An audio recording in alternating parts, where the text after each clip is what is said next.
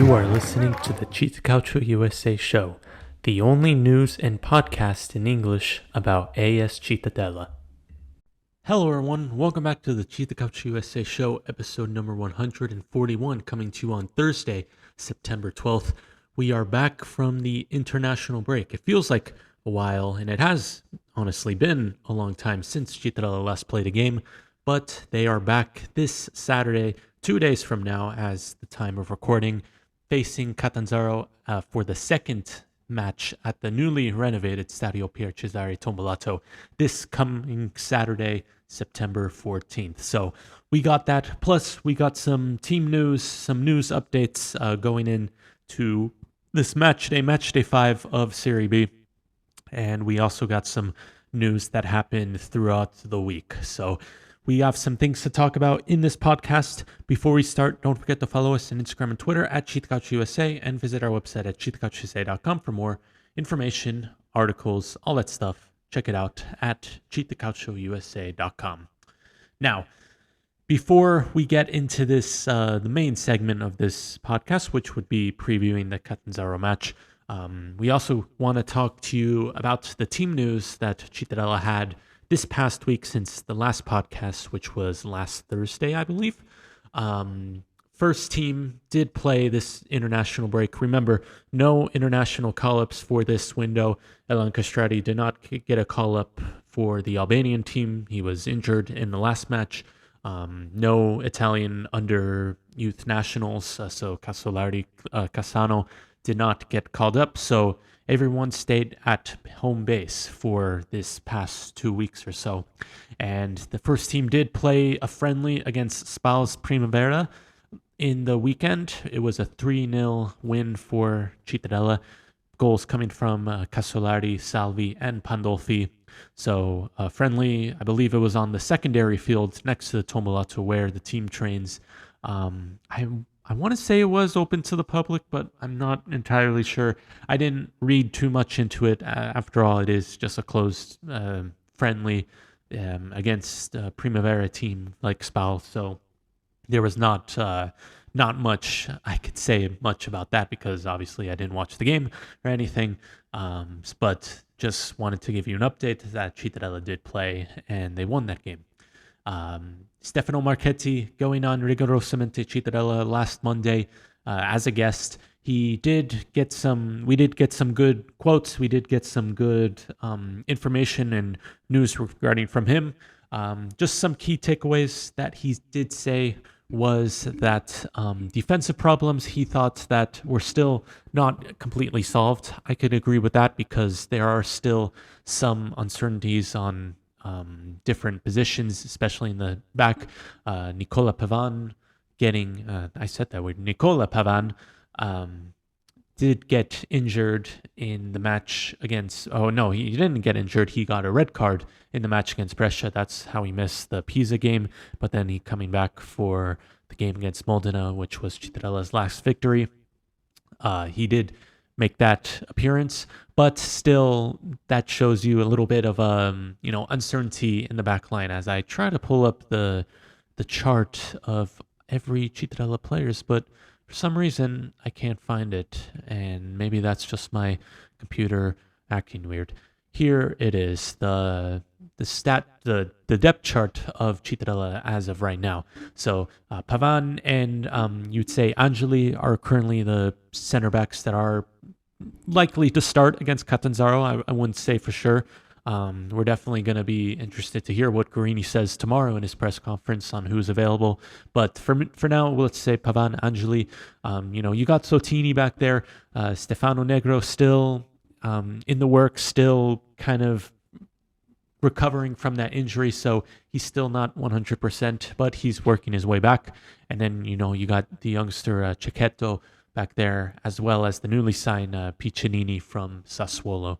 Then I think the fullbacks are fairly set. Carisoni, Salvi, pretty good on either side. And then Massangelo, as well as a good backup, Rizza.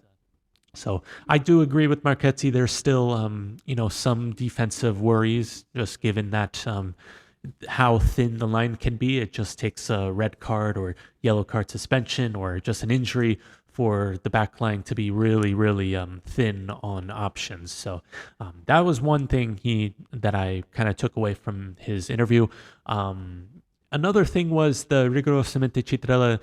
The crew did ask him that, it's starting to seem like a lot of general public and, just people in general just aren't starting to not like Cittadella in a way. And it's interesting to say. I'm not saying that Cittadella are just a hated club. I think there's definitely a lot of other teams in Serie B that have that draw far more hatred and rivalry for other fans than Cittadella. But I think the main thing is that Cittadella are in their ninth straight season in Serie B, have consistently avoided relegation, and this causes concern for other teams, especially on the higher ups like De Laurentiis, who in the past has said that teams like Cittadella from small towns and small budgets shouldn't be nowhere near Serie B.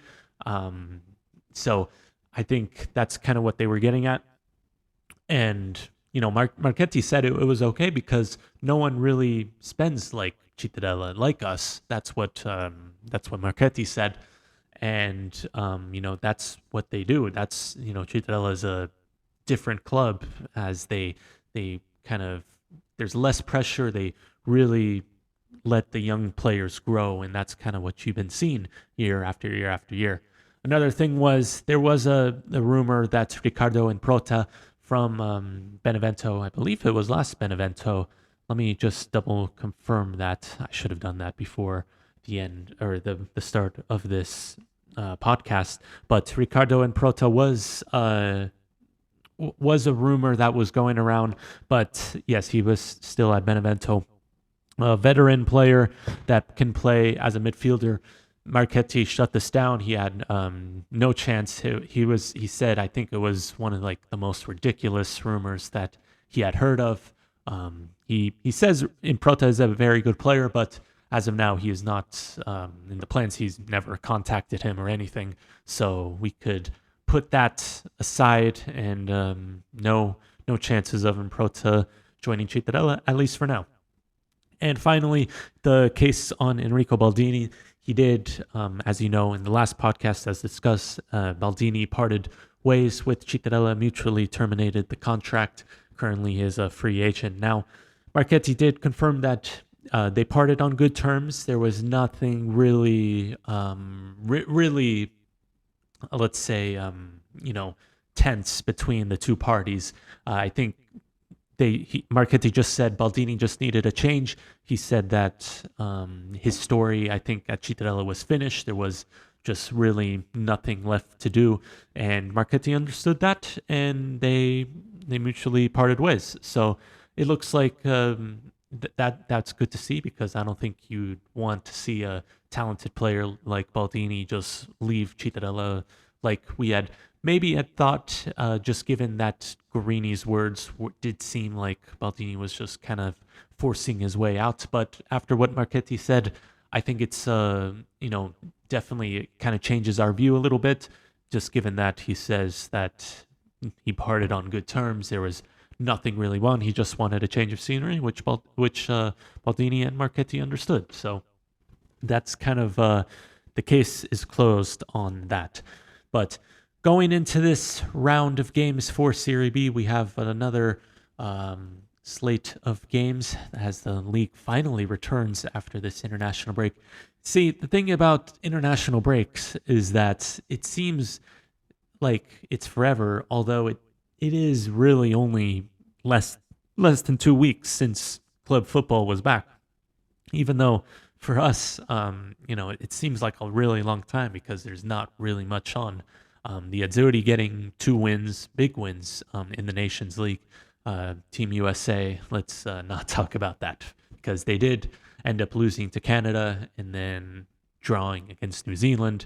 Mauricio Pochettino confirmed as head coach, so that's something to look out for, as if you are a USA fan or if you a USA follower, kind of like me. But going into match day 5, we are entering the month of September.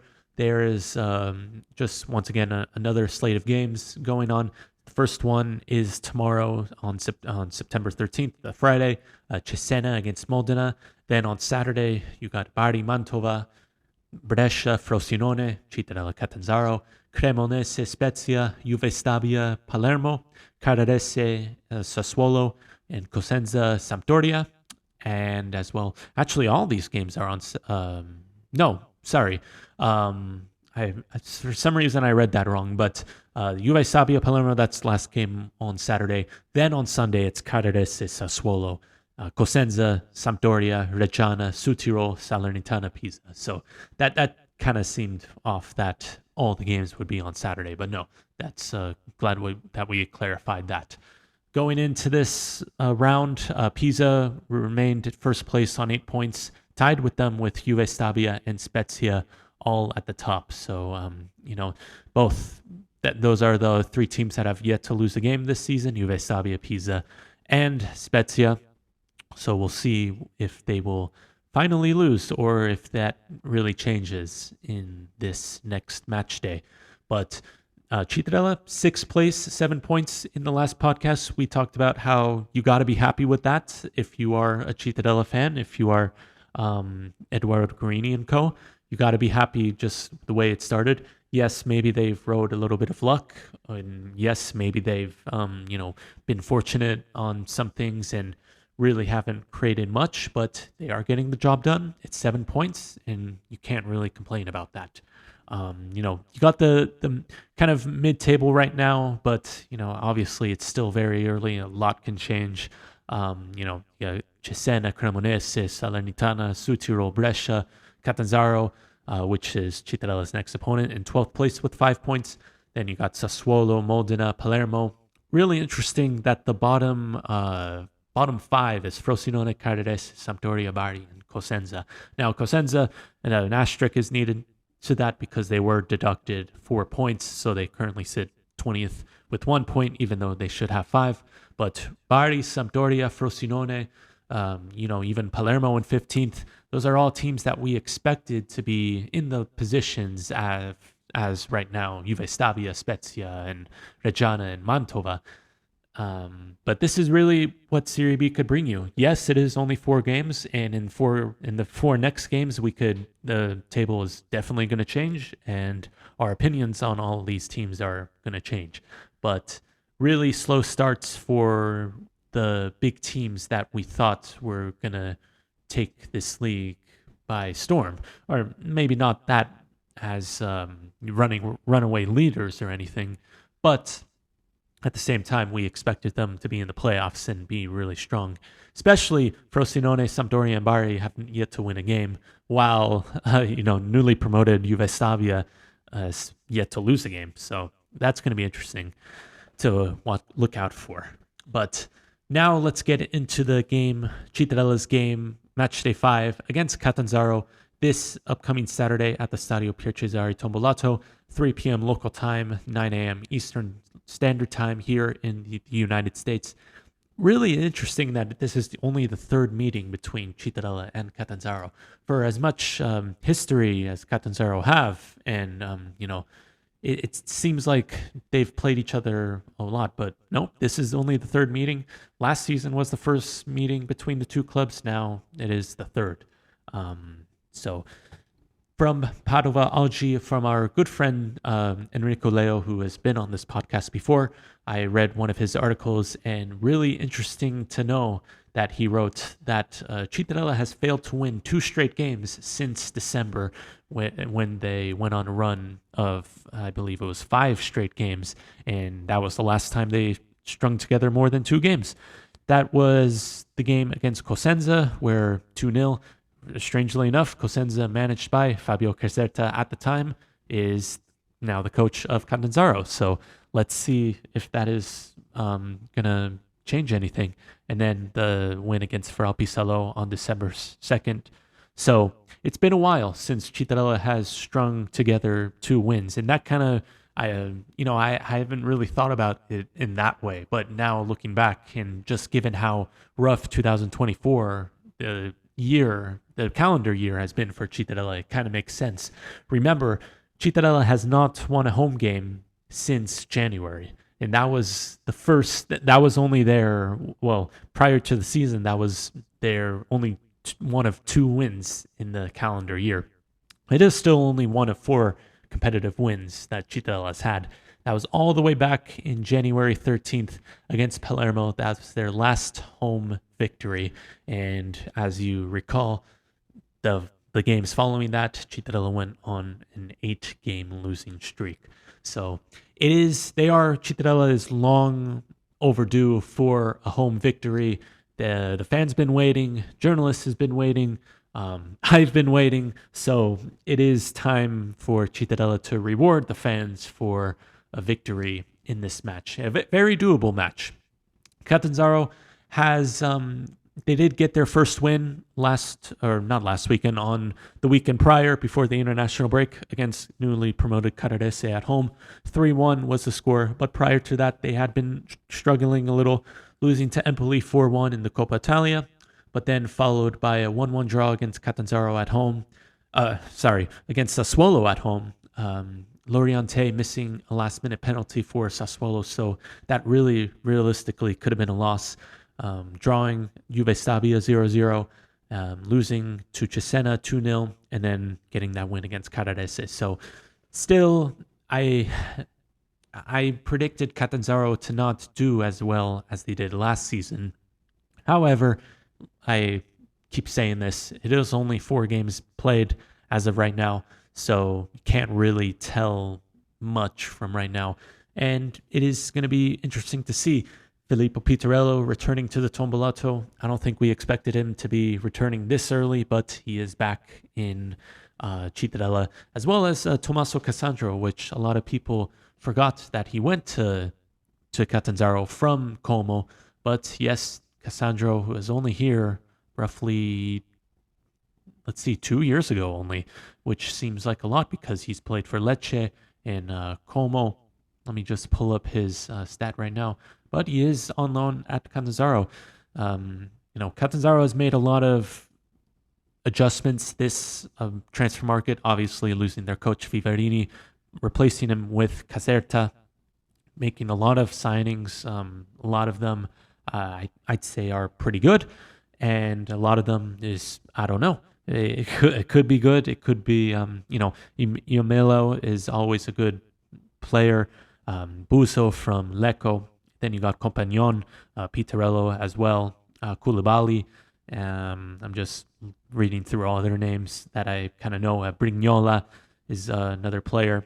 So this is still a very good team, and I don't know if they will get automatically relegated, but I keep saying this. We'll have to see, because there's still a lot of uncertainty on how the team plays, and that goes for Cittadella as well.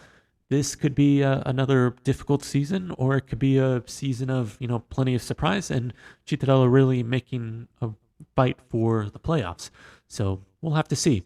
Another scoop from Enrico Leo from Padova Oggi was the last 3 home matches ended in 1-1 draws for Cittadella, and then I went a little further and I said 5 straight home draws for Cittadella. And in this stadium, if you go back to the game against Pisa, that was on the field at least, the 1-1 draw. Then you got the draw against Bari, second to last match day, the draw against Fralpi Salò, then another draw against Ascoli, a draw against Modena, and then the last defeat actually was Cittadella against Pisa back in March of this year, a 1-0 loss. If you remember correctly, yes, that was the game I was at. So maybe I did bring good luck after all. The time I was in Cittadella, I was just saying, maybe I'm bringing a spark of good luck, or I'm changing the narrative because I've been there. As Cittadella was on a 7-game losing streak at the time, maybe I was saying, this is the time to really flip the script. Maybe it has been in this way, not losing at home since then. So let's see if this streak continues for another, and let's see if Cittadella wins 2 straight games for the first time since December. Let me see. Is this all I have? I think that is all I want to say about the game. Once again, Cittadella facing Catanzaro this Saturday, September 14th, 3 p.m. local time, 9 a.m. Eastern time. Second home game at the Tombolato. Season tickets are still available, so if you're out there, go check them out. Go buy them if you'd like. Obviously, I can't buy them because I'm in the United States, but if you're around Cittadella area and you're always at the home game, why not? Why not support the team, support the local club, and we'll go from there. Quickly, before I wrap things up, I want to give another shout out to our new program, Speaking Serie B, with Elia, who is a Spezia fan from La Spezia but lives in Florida. We do weekly shows on both of our respective YouTube channels. That is Elia, the Italian guy, and CittaCalcioUsa show. You could find us there. We live stream it. The date is still, inconsistent. We don't really have a planned schedule of what time and date we always stream at. But for now, you could always rewatch them on demand. As always, they're always there. So that is Speaking Serie B. We cover the Serie B, obviously. We talk about the results, give our predictions, talk about the main points, especially, on the teams that we cover as Cittadella and Spezia. But we also cover, all the teams in this league. So please go check that out. Elia's channel, Elia the Italian guy, and CittaCalcioUsa show on YouTube. You can find it in the description of this podcast. So, that's kind of all I have for right now. Once again, Cittadella facing Catanzaro this weekend. Let's see if Cittadella can string together 2 wins for the first time since December. We'll have to see on that. But for me, that is going to be it for this episode of the CittaCalcioUsa show. If you like it, please share it and follow us on Instagram and Twitter and YouTube at CittaCalcioUsa, and visit our website at CittaCalcioUsa.com for more information, news, articles. Guarini's press conference, our note takers will cover that game. So please check it out. And if you would like to hear Guarini's words and as well as the pre-match conference. I've been talking for 22 minutes, so my words are already getting mixed up right now. So for that, I'm going to end it here. Thank you for listening. I will see you next week. And as always, Forza Citta. Thank you for listening to the CittaCalcioUsa show. If you liked it, please share and follow us on Instagram and Twitter at CittaCalcioUsa. See you next time, and remember, Forza Citta.